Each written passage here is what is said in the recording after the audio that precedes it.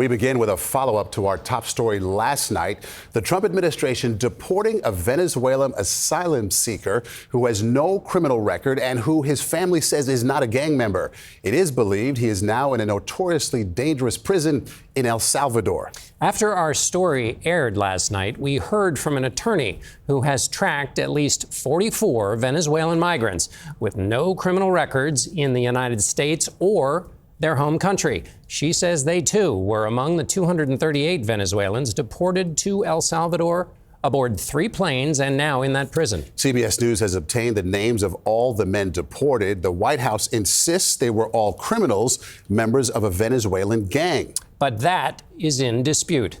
Nancy Cordes is at the White House with more on this story. Nancy? John, good evening. And this is the internal government list of all the men who were placed on those controversial deportation flights to the Salvadoran prison. Trump officials refuse to release the list, saying the men are dangerous terrorists. But lawyers for the men say they are being denied due process and risk being locked up for life. For many families, this list of 238 names obtained by CBS News is the first confirmation that their loved ones were indeed flown out of the U.S. last week and sent to the notorious Sicotte prison in El Salvador. This footage, distributed by the Salvadoran government, shows the men arriving at the prison shackled. Trump officials claim the men are violent criminals, most of them affiliated with the Venezuelan gang Tren de Aragua, or TDA. But they've declined to release the evidence of that or the men's names.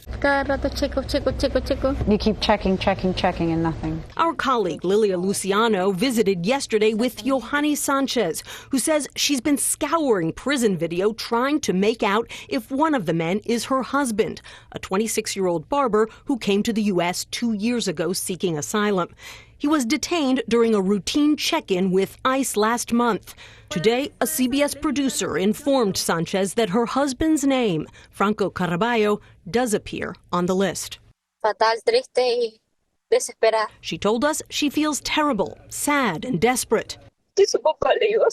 And that her 4-year-old daughter doesn't stop asking about her father, whose deportation order confirms he has no criminal record in the U.S., and Venezuelan authorities say he has no record there either. Why do you think someone like that should be sent to a maximum security prison? I'm confused by the question. Is it your position that a member of Tren de Aragua who is in our United States illegally should be allowed to commit crimes limitlessly until such time as that individual is incarcerated? But again, there's no public evidence right now that he is a gang member. And tonight, a U.S. district judge is expressing frustration that U.S. officials are withholding information from him as well.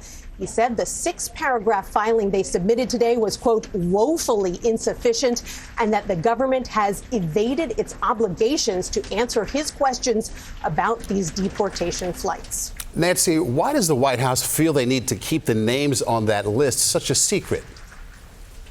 Maurice, they say the president has the right under wartime laws to deport foreigners without any due process, no questions asked. And they say that disclosing operational information about this roundup could jeopardize their ability to fight terrorist organizations. But the judge has given them the option to submit this information under seal to him alone. Okay, Nancy Cordes at the White House. Thank you.